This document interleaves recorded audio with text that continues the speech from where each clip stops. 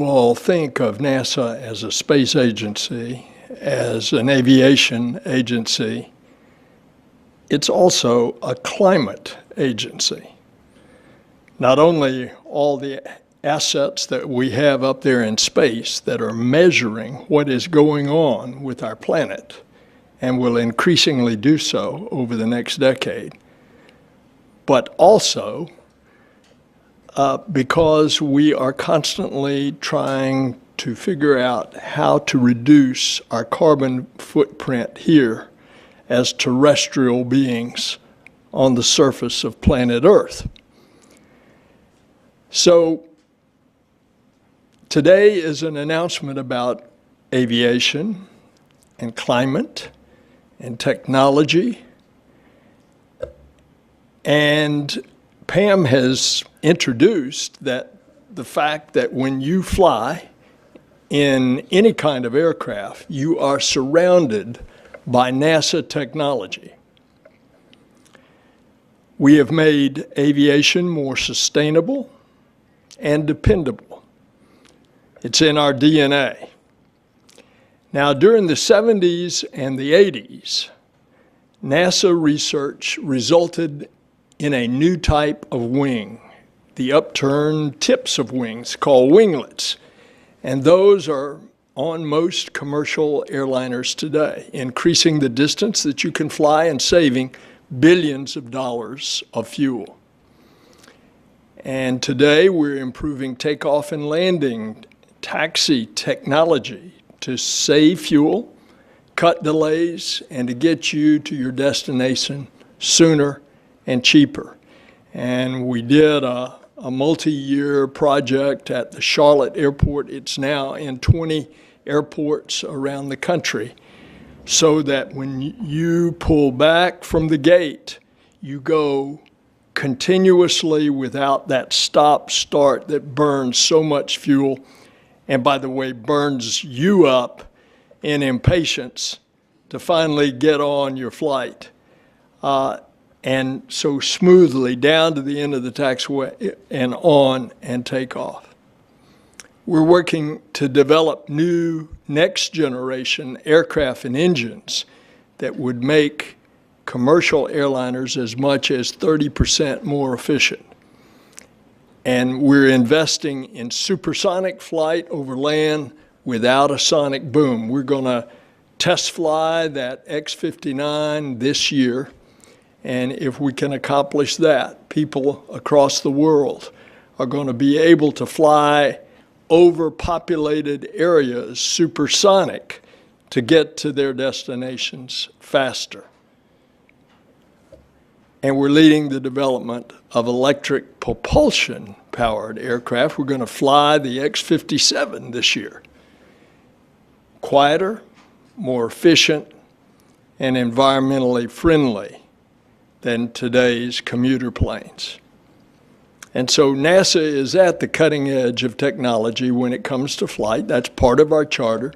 That leads us now why we are gathered here today, to announce the next big development in NASA aeronautics and the commercial aviation industry. NASA has selected Boeing as our partner in designing, building, and flying a brand new large-scale experimental airplane called the Sustainable Flight Demonstrator.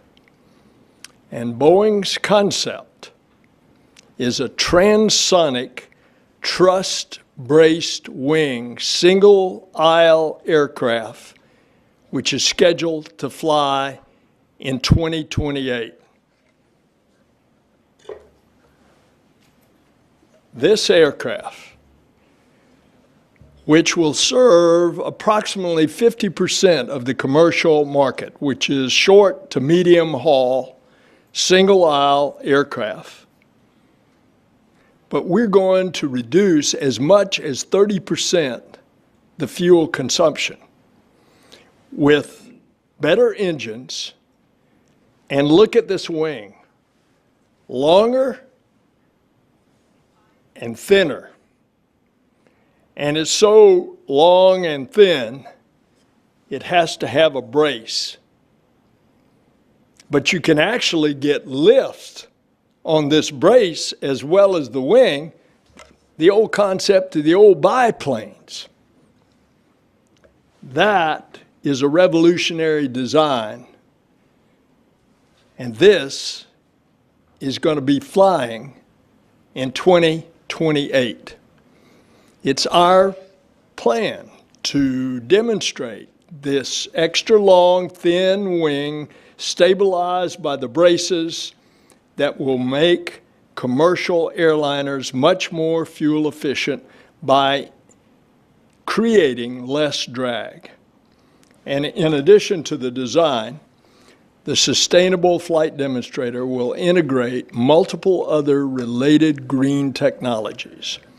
This configuration will save fuel, and as we know, saving fuel is not only good for the planet, it means less expensive tickets for passengers.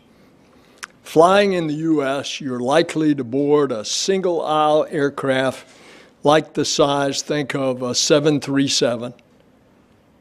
They are the workhorses of most of the fleets.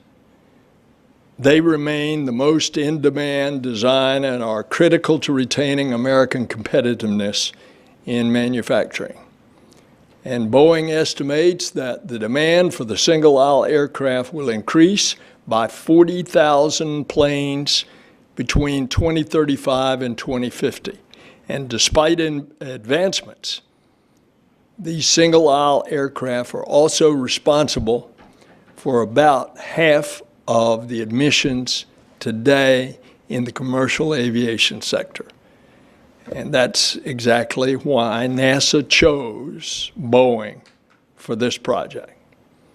Boeing's proposed design could make a significant contribution toward our goal of improving fuel efficiency, as I said, by as much as 30%.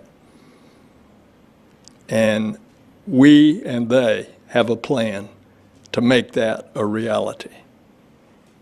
In just a few years, this project aims to revolutionize the kind of aircraft that the public uses most frequently when they take to the skies, and it's going to be able to help meet President Biden's goal to achieve net zero aviation emissions by 2050. So congratulations to the team at NASA. Congratulations to Boeing on this very exciting new project.